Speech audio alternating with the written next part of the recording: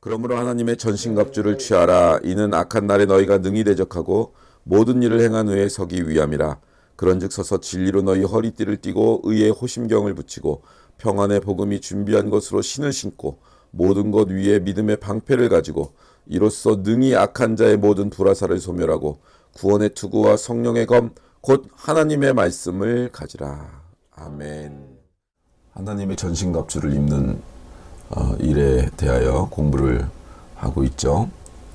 진리의 허리띠를 메고 예전에 옷은 이렇게 원피스 같아서 이걸 매지 않으면 결혼식장의 신부처럼 진리의 허리띠를 매지 않으면 이게 옷을 밟거나 이게 활동이 굉장히 힘들죠.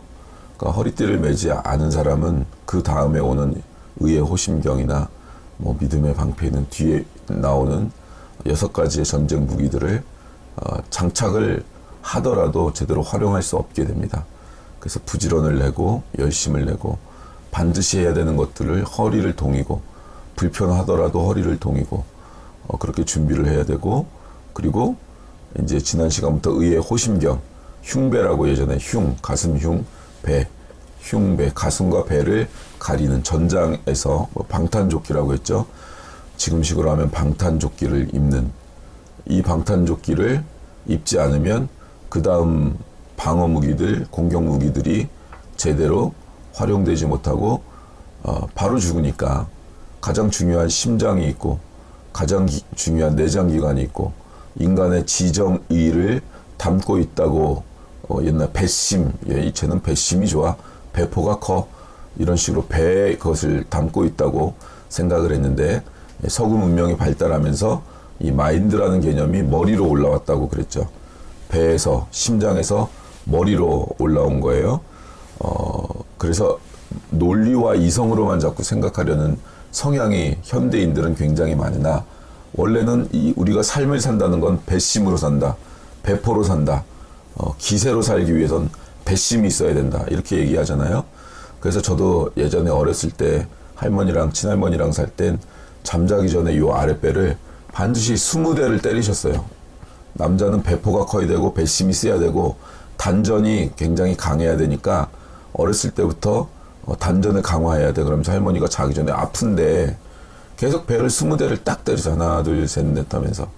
그래서 배포가 커야 되고 웬만한 일에 놀라지 말아야 되고 새로운 상황이 오면 난 이걸 헤쳐나갈 수 있어 하는 배심으로 살아야 되고 그런 지정의가 우리에게 있어야 되는 거죠. 그게 이 가슴과 배에 담겨 있어서 의의 흉배. 근데 의로 흉배를 하라고 하니까 이 방탄조끼인데 우리를 이 세상 살아나가면서 우리를 마음과 생각과 감정이 굉장히 상할 일이 많고 부딪힐 일이 많고 전쟁할 일이 많은데 그걸 보호하는 거래요. 방탄조끼처럼. 열등감에 빠지지도 않고 우월감에 빠지지도 않고, 그죠? 지난 시간에 했죠? 우리는 우월감에도 자만심에도 좌절과 절망, 열등감에도 빠지지 않는 존재라는 걸, 잘난 척할 수 있는 게 아무것도 없지만 그렇다고 절망에 빠지지 않는다는 걸. 그게 방탄조끼예요, 우리를. 그래서 그런데 왜 그 방탄조끼를 의라고 부르느냐? 그 의란 하나님의 율법, 그러니까 율법으로 난 의와 하나님으로부터 난 의가 있는데 그 두 가지를 비교하는 게 지난 시간이었고, 오늘도 이어서 그 하나님의 의가 무엇인지, 의의 흉배, 호심경, 이 호심경이 무엇을 말하고 있는 내용인지, 이 방탄조끼를 입고 인생을 살아야 나가는 것이 무엇인지에 대하여 살펴보는 시간입니다. 진리의 허리띠, 의의 호심경, 이렇게 하고 있는 거예요. 이걸 알기 위해서 서론격으로 우리가 반드시 알아야 되는 거는 계속 얘기를 하고 있지만 예수님 믿으면 모든 일이 만사형통해, 순풍의 돛단 배처럼 그냥 편안하게 흘러갈 거야 라는 믿음은 성경에 기록되어 있지 않습니다. 당장에 우리가 아는 어떤 인물도 순풍의 돛담배 달듯이 유유자적하며 막힘없이 인생을 살아간 그 어떤 인간도 없죠. 그죠? 아브라함이 있어요. 이삭이 있어요. 모세가 있어요. 다 고통스러운 인생. 요셉을 생각만 해도 억울한 일을 겪고 오해를 사서 감옥에 갇히고 하는 일들이 우리 인생 가운데 반드시 있단 말이에요. 예수를 믿고 충성했고 우리가 주 안에 있으면 절망할 일이 없고 한숨 쉴 일이 없다라고 가르치는 데가 있어요. 어디예요? 이단은 반드시 그렇게 가르칩니다.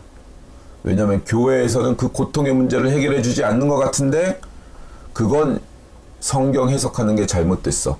우리 교주님을 믿으면 아니 신은 전지전능하고 무소불위한 힘과 권력을 가지고 계신 분인데 신을 믿고 그의 자녀가 됐는데 그 신이 어떻게 그 자녀를 고생시키고 악에게 당하는 그런 인생을 살게 하겠어. 그건 해석을 잘못하고 구원을 잘못 가르치고 진리를 잘못 가르쳤으니까 네가 그렇게 고통스러운 거야. 우리 교주님한테 나와서 진짜 진리를 들으면 그러면 너는 지금 네가 겪고 있는 모든 고통을 일소에 한꺼번에 다 해결해 줄 거야. 그게 진짜 신이고 그게 진짜 믿음이지. 반드시 이렇게 가르칩니다. 네가 고통스러워하는 건 너에게 고생이 있고 억울한 오해가 있는 건 반드시 성경을 잘못 해석하기 때문이야 라고 공격해서 기존 교회를 무너뜨리고 우리한테 오면 고통의 문제가 해결돼. 요 논리를 갖는 게 이단이란 말이에요. 반드시. 거기에 속아 넘어가지 말라고요. 성경을 읽었잖아요. 성경엔 그런 인물이 없어요. 그런 인물이. 짧게 기록돼서 그 내막을 모르는 인물들은 있어요. 그러나 그 속내와 영적인 진리의 내용으로 해석하면 또 예수님이 걸어가신 길을 묵상하며 성경을 해석하면 절대 그렇게 성경을 해석할 수 없어요. 신을 내가 고통스러운 걸 해결해 주는 존재로 생각하는 건 이단이고 우상숭배입니다. 이걸 마음에 항상 담아두고 평생 사셔야 돼요. 어떤 말씀을 듣건 어떤 교회를 가서 어떤 목사님과 어떤 교회를 섬기게 되건 요런 설교의 내용이 나오고 요런 걸로 간지럽혀 성도들을 많이 모은 교회라면 떠나세요. 그리고 십자가의 길을 걸어가자 하고 그 길을 걸어가시는 목사님이 있고 선교사님이 있으면 그분을 섬기세요. 아셨죠? 또는 목사나 선교사가 된다고 하면 반드시 이 마음을 가지고 신앙생활을 해야 됩니다. 네. 아멘입니다. 아멘. 아멘. 그래서 우리가 꼭 알아야 되는 거는 우리에게 어려움이 생기고 고통이 생기고 오해가 생기고 손가락질하는 사람들이 생긴다면 그게 나의 잘못도 있을 수 있어요. 그런데 그게 꼭 나의 잘못 때문에 나의 결함과 결핍 때문에 일어나는 일이 아닐 수 있다는 걸 알고 있어야 돼요. 하나님 앞에 받는 벌이라 미혹이라 유혹이라 이렇게 생각하고 나의 그 결핍과 내가 부족해서 생긴 일이다 쪽으로만 자꾸 생각을 하는데 그렇지 않고 내 잘못이 있다 하더라도 그거는 사탄의 공격을 받아 걸려 넘어간 나의 연약함이지 이게 내 결핍 때문에만 생긴 일이 아닐 수 있다는 거예요. 사탄은 우리를 항상 넘어뜨리려고 하고 있다고요. 항상 어떤 경우에도 우리를 쉽게 속아 넘어가게 해서 자존심을 부숴서 열등감을 갖게 하거나 뭘 좀 잘하게 해서 도취되게 해서 교만하게 해서 무너뜨리려고 하거나 이런 일들을 끊임없이 쉬지도 않고 우리에게 한다고요. 끊임없이. 우리는 전쟁을 멈추는 경우는 없는 거예요. 안전지대에 머물 수는 있어요. 잠깐. 근데 계속 이런 공격을 받고 여기에 걸려 넘어집니다. 그래서 이 호심경을 우리가 둘러쳐야죠. 방탄조끼를 입어야 되는 거죠. 이건 우리가 한두 장 넘겨보면 빌립보서 3장을 우리가 지난 시간에 읽었어요. 거기 3장 4절에서 9절 말씀에 나오는 하나님의 의, 하나님으로부터 난 의, 율법으로 난 의가 아니라 하나님으로부터 난 의, 이것을 우리는 비교하고 있는 거죠. 이걸 비교하기 위해 첫 번째, 신앙생활을 감정을 기초로 해서 하는 버릇을 버려야 돼요. 그래서 내가 열심히 예배 참석하고 매일매일 예배 드리는 거, 아침 큐티하는 거 안 빠뜨리고 나는 좀 괜찮은 사람이야. 그런 느낌이 왔어. 여기에 기초를 하면 우린 보통 게으르잖아요. 열심을 안 내잖아요. 형식적으로 하잖아요. 그럼 난 역시 신앙이 이틀짜리인가 봐. 작심삼일도 안 되네. 그러고 그냥 실망해서 이런 나를 뭐 하나님이 알아주시겠어? 저 신앙 좋고 열심 내는 사람들, 저렇게 뜨겁게 기도하고 뜨겁게 눈물 흘리는 저 사람들을 하나님이 알아주시지. 나 같은 건 뭐. 이런 식의 감정의 기초에서 신앙생활을 하면 안 된다는 거예요. 그걸로 무장하고 그걸로 출발하시면, 그 느낌에 근거하면, 여러분 알지만 감정이라는 건 시도 때도 없이 변하는 거예요. 시도 때도 없이. 그냥 이유도 없이 기분이 나빠지기도 하는 거예요. 비만 와도 기분이 나쁠 수 있고, 응가를 넣으려고 그러는데 응가가 안 나와서 기분 나빠질 수도 있고, 설사해도 기분 나빠질 수 있고, 그냥 제 눈빛이 나빠가지고 내 기분이 상하기도 하고, 그게 감정이잖아요. 그래서 그 느낌과 감정으로 신앙의 기초를 삼는 건 아주 위험한 일인 거예요. 이걸 분명히 구분하십시오. 여러분, 우리가 오늘도 찬송을 불렀는데, 이 찬송 부를 때 저는 이 성령님께 올려드리고 내 죄를 용서하신 내 주의 보혈은 정하고 정하다, 이거 부를 때 감동이 있어요. 근데 감격스러워하는 거랑, 그리고 뭐 제가 맨날 보는 풍경이지만 그냥 뭐 마지못해 부르는 거랑, 하품하며 부르는 거랑, 막 기저귀 피면서 이러면서 내 주의 보혈은 정하고 정하다 이러는 거랑, 어떤 게 더 신앙 좋은 거예요? 물론 아예 신앙 자체가 이제 없어서 그런 케이스를 빼고 신앙생활 오래 하고 뭐 그랬는데, 이제 교회 나와서 내 주의 보혈은 정하고 정하다 이거랑, 내 주의 보혈은 이거랑, 어느 게 더 신앙 좋은 거예요? 1번이랑 2번이랑. 2번, 규빈이는요? 몰라요. 오빠는 물어볼 때 항상 함정이 있다는 걸 알기 때문에. 부잣집 애들이 자기가 소고기 구워 먹은 날을 기억할까요? 왜요? 맨날 먹으니까. 그러면 우리가 소고기 구워 먹으러 뭐 아웃백 이런 데 가잖아요? 그럼 기억나죠? 우리는. 그죠? 먹은 거 기억나는데 언제? 언젠진 잘 안 나지만, 그때쯤 언제 누구 생일날. 그죠? 누구 생일일 거 아니에요? 2월 9일 아니면 4월 15일 아니면 5월 15일 아니면 3월 20일. 우린 2월에서 5월까지 다 있으니까. 그 중에서 갔을 거 아니에요? 봄, 여름 요 사이에. 그죠? 우린 기억나죠? 왜요? 맨날 안 먹으니까. 그럼 내가 그때는 감격스럽게 예배를 드렸어.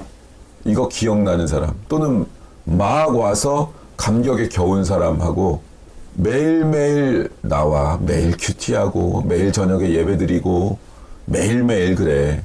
우리는 감정을 기초로 하면 매일 반복되는 건 그렇게 감격스럽지 않을 수 있어요.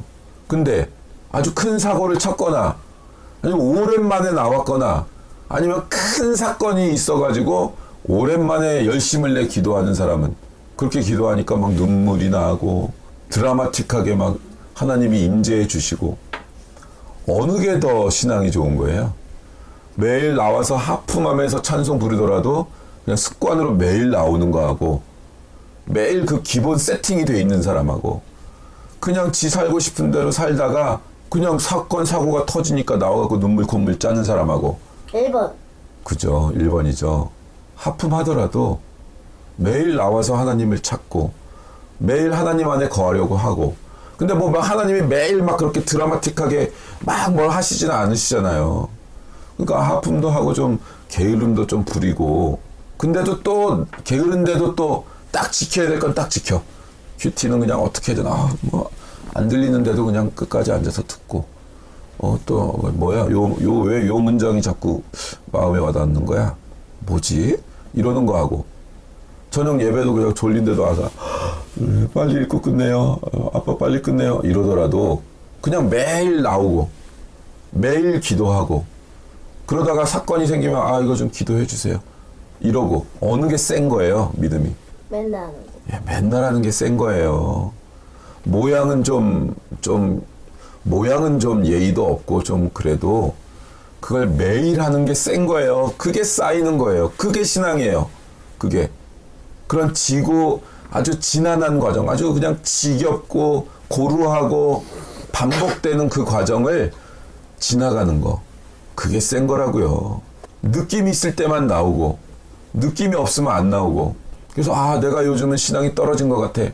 그래가지고 나의 감정을 자극해주는 부흥회나 뭐 집회 이런 데 찾아가죠.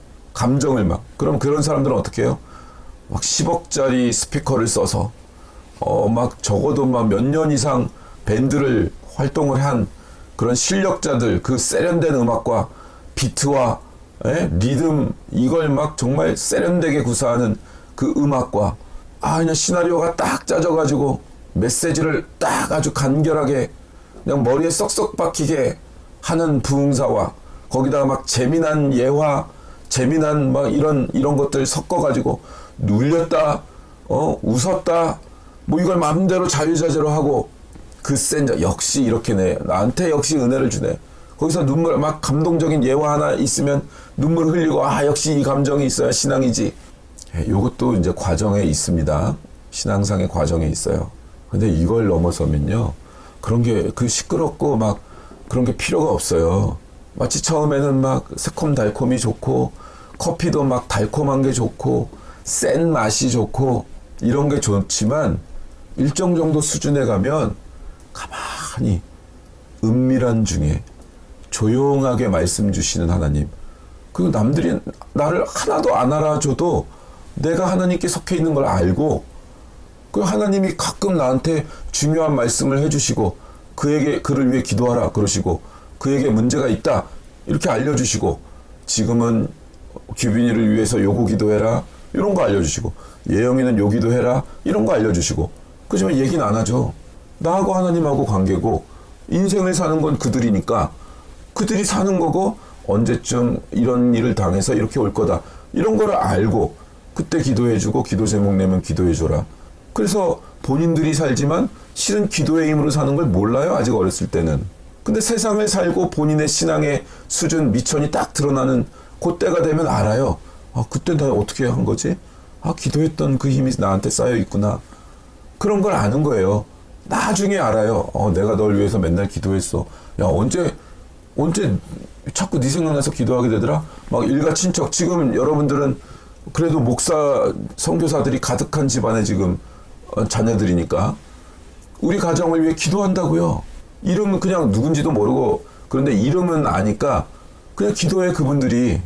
그래서 기도의 영성이 어느 정도 있는 그분들은 그냥 떠올라요. 그래서 기도해 준다고. 누군가를 위해서. 그걸로 살고 있는 거예요. 실제로는. 그래서 막 그 자극적이고 세련된 음악이 있고 막 난리구슬 굿이라고 하면 좀 그렇지. 예배. 난리 예배를 드리고 그래서 유명해졌는지 뭐 유명해져서 그렇게 하는지는 모르지만 그런 거 쫓아다니게 된다고요. 그거를 안 할 수는 없으니까 하시고 짧게 졸업을 하셔야 된다 이거예요. 이런 걸로 그것도 뭐 어떤 역할이 있을 테니까 이런 걸로 그래도 젊은이들을 또 예배 가운데 나오게 하는 어떤 그런 게 있구나 이렇게 알아야지. 거기서 막 그것만 쫓아다니면 끊임없이 자극을 쫓아 다니게 된다고요. 생생한 걸 쫓아 가려고 한다고요. 느낌 좋은 걸. 그거는 통과하셔야 되는 겁니다. 그게 수준 높은 게 아니라고요. 커피 먹다가 녹차 먹으면 쓰고 맛이 없어요. 근데 그 쓴 녹차의 맛을 들이면 커피 같은 걸 못 먹게 돼요. 그 쓴맛과 떫은 맛 이런 것들이 내 몸을 건강하게 하고 나를 차분하게 하고 한다는 걸 알아요. 그 다도의 도, 그 천천히 끓이고 천천히 마시면서 묵상하고 깊이가 있어지는 존재가 되는 거. 책도 막 짧은 거 이런 게 읽는 게 아니라 클래식 깊이 있는 책을 읽고 깊이 하고 묵상하는 거. 그냥 빨리빨리가 아니라 깊게 묵상하는 거. 그러다 뭐 행동하고 일할 땐 빨리빨리 해야 빨리빨리 이렇게 할 줄 알아야 되죠. 왜냐면 정돈이 끝났으니까 행할 때는 정돈된 대로 행하면 되니까.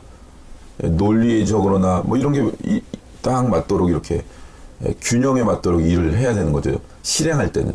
그러나 그 실행 전 단계에서는 깊은 묵상이 있고 계획이 있어야 되는 거죠. 하나님의 허락이 있어야 되는 거고.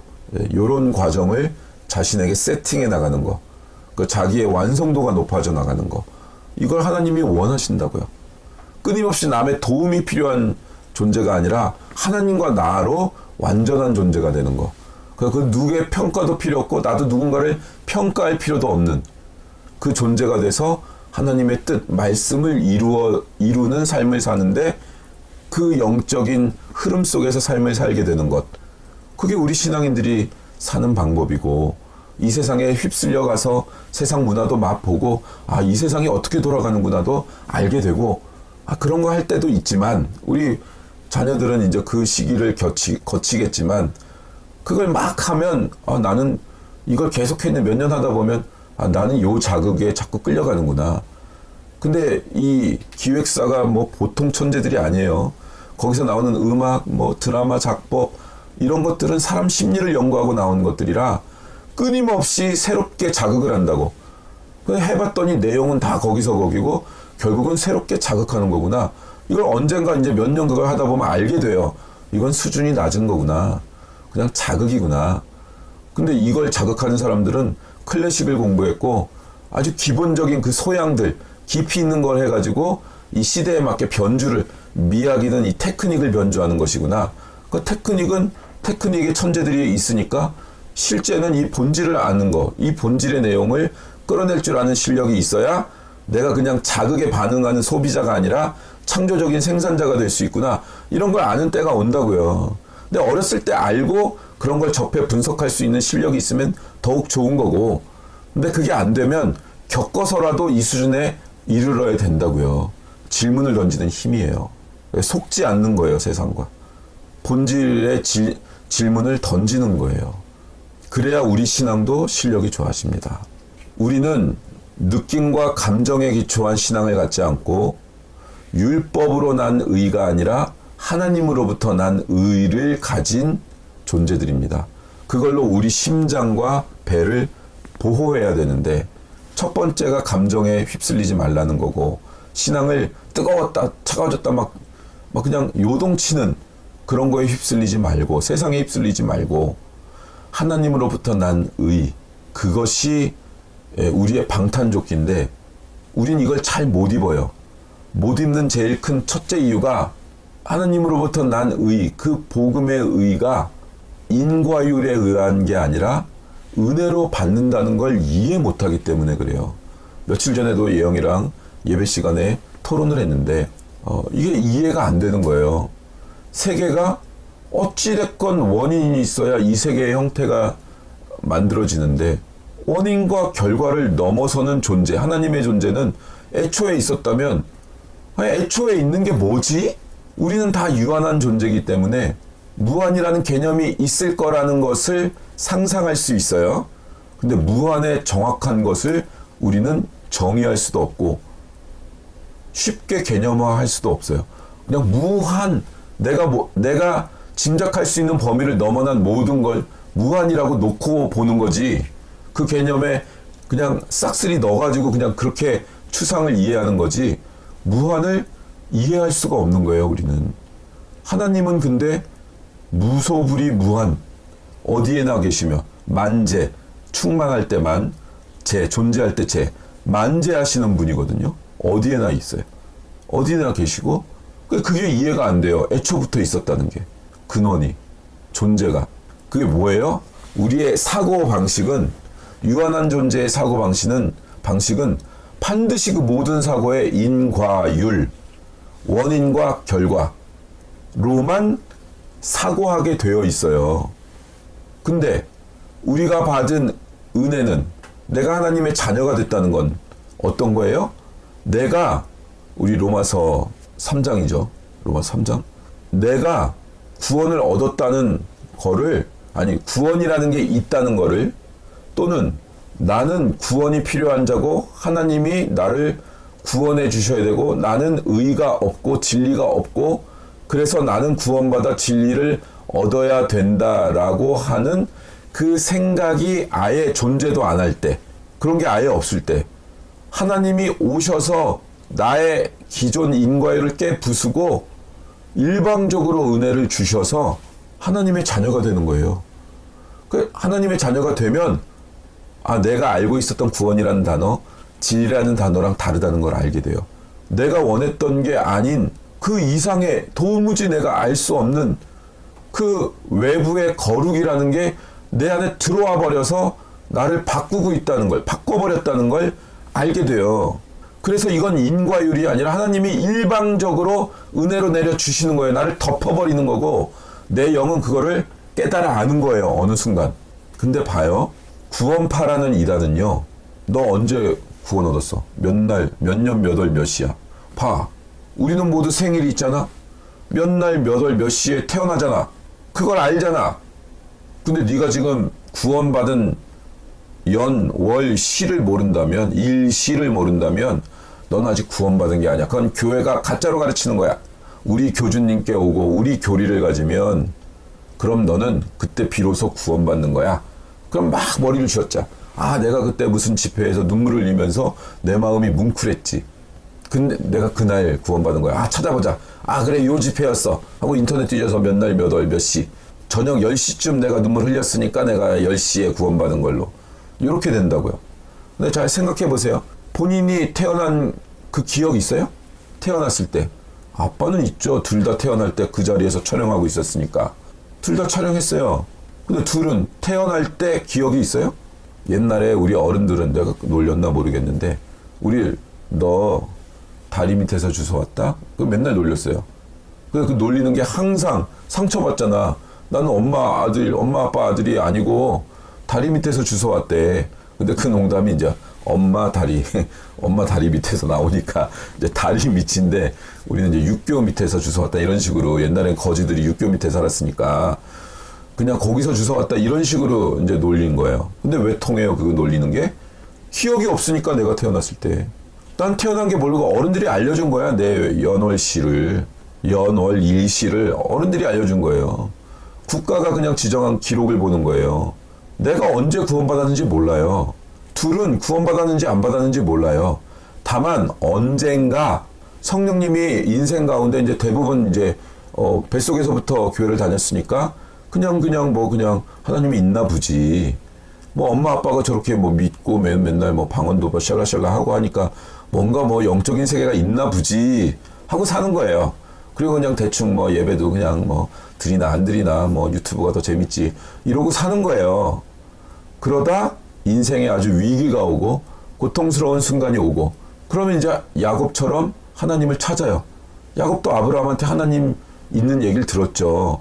이삭하고 야곱하고 아브라함하고 이렇게 3대가 같이 산 아주 짧은 시간이 있으니까 연수를 계산해 보면 아브라함 할아버지랑 어렸을 때 같이 산 연수가 있을 거라고요, 야곱이. 그래서 아버지가 얘기한 하나님이 진짜 계시네 하는 그 임재의 시간이 있는 거야. 근데 임재는 보호하시고 이런 건 항상 있어. 그러면 둘은 언제 구원받았는지는 모르는 거야. 다만 성령님의 임재를 체험하는 그 연월 일시는 있는 거예요. 근데 그건 체험이지 그때 구원받았는지 언제 내가 영적으로 났는지 그건 기억을 못하는 거라고요. 그러니까 그 구원파 논리에 넘어가면 안 되는 겁니다. 성경에 어디 그렇게 돼 있어요.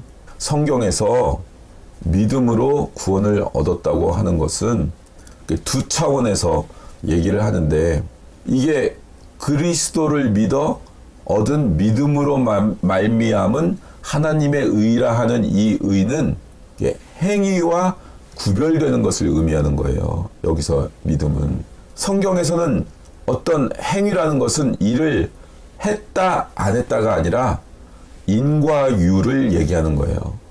원인과 결과의 법칙. 원인을 제공해야 결과가 있다라고 하는 거. 그러니까 너희가 행위로 구원을 얻은 것이 아니다라고 얘기하는 것은 언제나 원인과 결과로 인해서 구원을 얻은 게 아니다라는 의미라고요.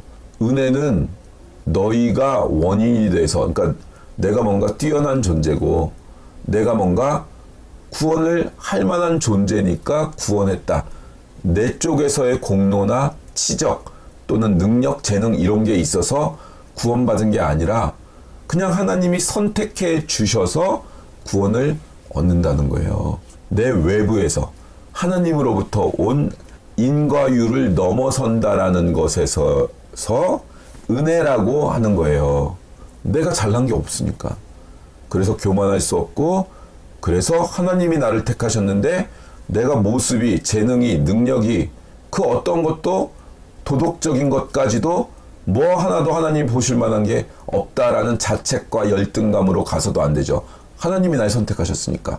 내가 한 게 없으니까 자랑치 못하고, 하나님이 날 선택하셨는데 그러면 나를 열등감 있게 여기고 못나게 여기는 건 하나님을 못나게 여겼다라는 거잖아요.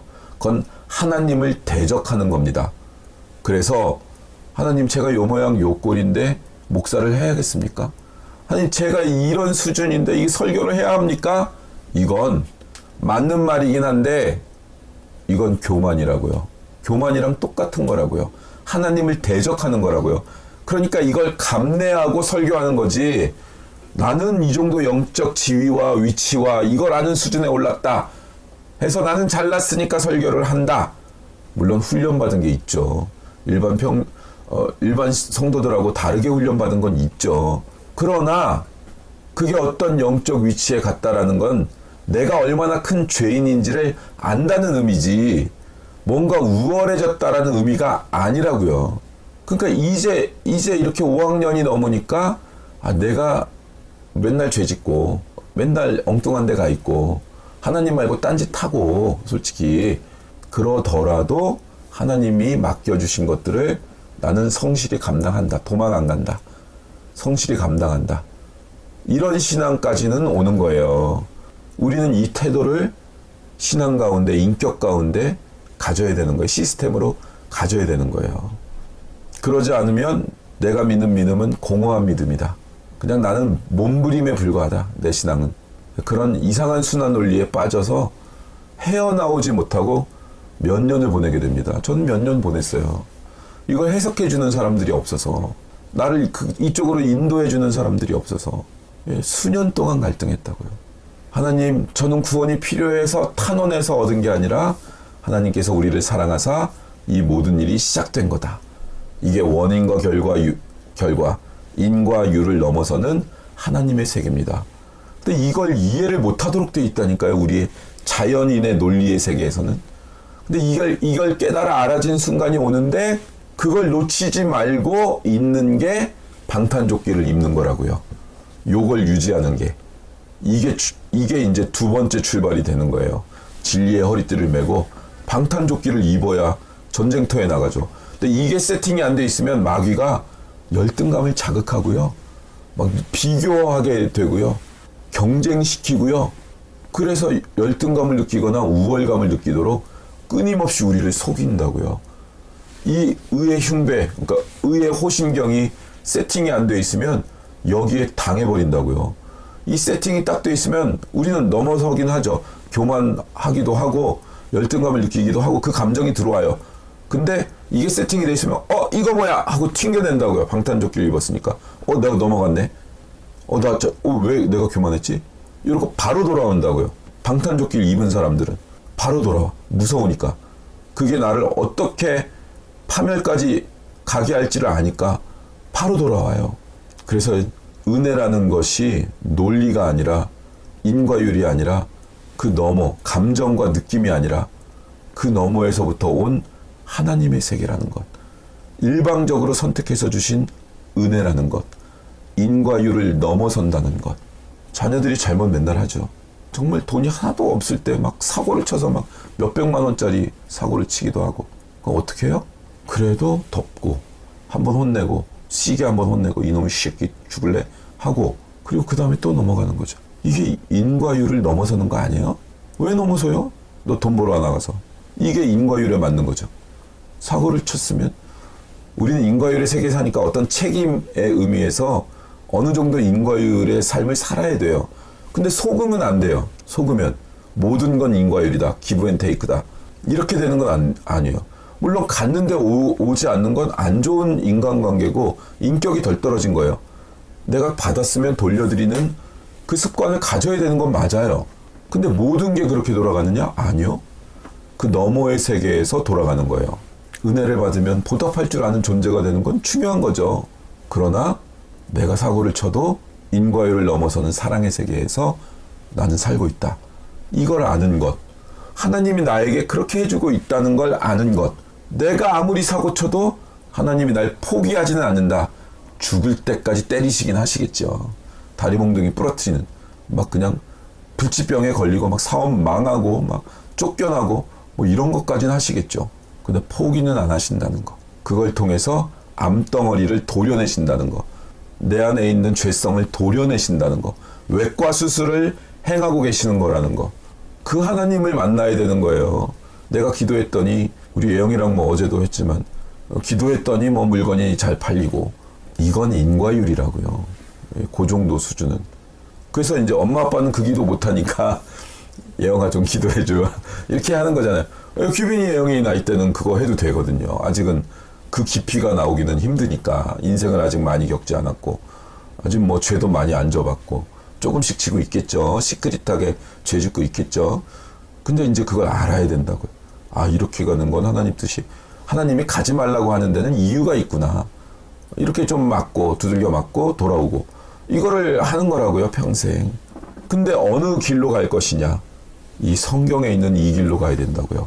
인생을 살면서 실패를 경험하고 좌절을 경험하고 거대한 세상의 벽에 부딪혀서 좌절해보고, 권력과 이 부를 가진 자들이 얼마나 폭력적인가. 실제로는 이 윤리와 도덕과 세련된 인격과 뭐 착한 일들, 이런 걸로 포장되어 있어서 그렇지, 그 뒤에 안에서 돌아가는 게 얼마나 폭력적인가, 얼마나 전쟁터인가.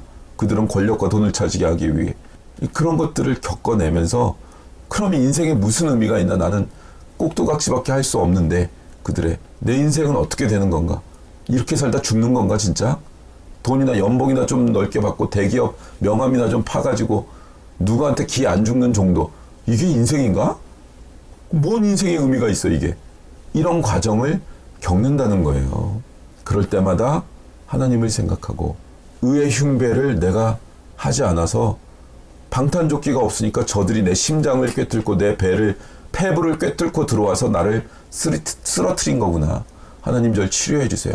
하나님 치료해 주시면 그럼 다시 방탄조끼 입는 거죠. 하나님의 뜻 가운데 살겠습니다. 다 무의미했습니다. 그것 쫓아봤더니 다 무의미합니다. PD 시절에 정말 우리나라의 유명한 사람들, 뭐 대통령 되신 분, 뭐 시장 시절에 뭐 만나도 보고 인터뷰도 하고, 뭐 유명한 뭐 국회의원, 장관, 뭐 다 만나봤어요. 우리나라에서 뭐 힘 좀 쓴다는 분들 뭐 인터뷰도 해보고, 외주 PD도 이제 프로덕션 만들어서 했었으니까. 그러니까 허무합니다. 그 끝은. 하나님이 물론 우리에게 그 위치를 맡겨주시면, 나한테 뭐 높은 위치를 맡겨주시거나, 뭐 어떤 뭐 공직자도 높은 공직자가 되고 뭐 회장이 될 수도 있고, 뭐 높은 위치를 맡겨주실 수도 있는 거 아니에요. 그럼 조심해야 되는 거죠. 힘과 권력을 하나님의 뜻에 맞게 쓰지 않으면 그건 부메랑이 돼서 내 목을 겨누게 될 거예요. 그 힘들은. 그건 맡겨주신 이유가 있겠지. 이 힘을 선하게 써야겠다. 하나님의 뜻을 위해 써야겠다. 이렇게 작정하지 않고 조심하지 않으면 그냥 쓰러지고 넘어지는 거예요. 하나님이 갑자기 돈을 많이 주셨어. 근데 그 돈을 그냥 탕진해. 이거 무서운 거죠. 그 책임을 내가 져야 돼요. 그래서 그거를 관리할 수 있는 영성, 매니지먼트 할 수 있는 영성, 이거를 훈련받고 준비되었을 때 하나님은 그 위치에 보내는 거예요. 그래서 고통스럽게 훈련하는 거고, 어려운 시절을 겪게 하시는 거라고요. 완전히 아무것도 없을 때 하나님만 의지하는가, 이걸 경험시키는 거라고요. 하나님만 의지하며 어떻게 일들을 해나가고 삶을 구성해 나갈 수 있는가, 이걸 훈련시키는 고통의 시간들이라고요. 근데 이게 세팅이 되면, 그래서 항상 말씀 보고 찬송하고 기도하고, 그래서 어떤 일들을 결정할 때 항상 기도하는 마음으로 결정하고, 이게 세팅이 되면 그 다음에 하나님이 점점 위치를 높여주시는 거예요. 너는 요 정도 달란트를 남겼으니 요 달란트를 다스려라. 이 정도를 다스려라. 그래서 영역을 주시는 거라고요. 영역을. 영적인 영역들을. 이 눈에 보이는 세상의 영역이 아닙니다. 영적인 영역이에요. 그 영역들을 받아서 또 열심으로 그것을 다스리는 거죠. 매니지먼트 하는 거. 다스린다는 게 막 군림한다는 게 아니라 경영하는 거예요. 매니지먼트. 질서에 맞게, 원리에 맞게, 우선순위에 맞게 그것들 매니지먼트 하는 겁니다. 그 실력이 높아지는 거예요.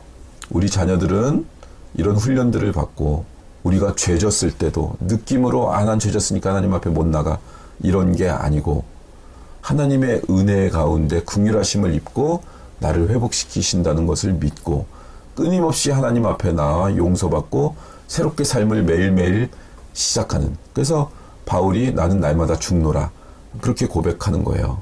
나는 날마다 죽노라. 하나님의 이 사랑에서 우리를 끊을 게 가난, 적신이나 헐벗음이나 권력을 가진 자나 힘을 가진 자나 영적인 천사들이나 어떤 존재도 이 사랑에서 우리를 끊을 존재가 없습니다. 하나님이 우리를 선택하셨기 때문에 그걸 끊을 존재는 없습니다. 이게 의의 흉배, 의의 호신경입니다. 이것을 가슴에 품고 인생을 살아가시는 귀한 하나님의 자녀들 되시기를 주님의 이름으로 축원합니다. 아멘. 말씀을 붙들고 우리 기도하며 나가도록 하겠습니다.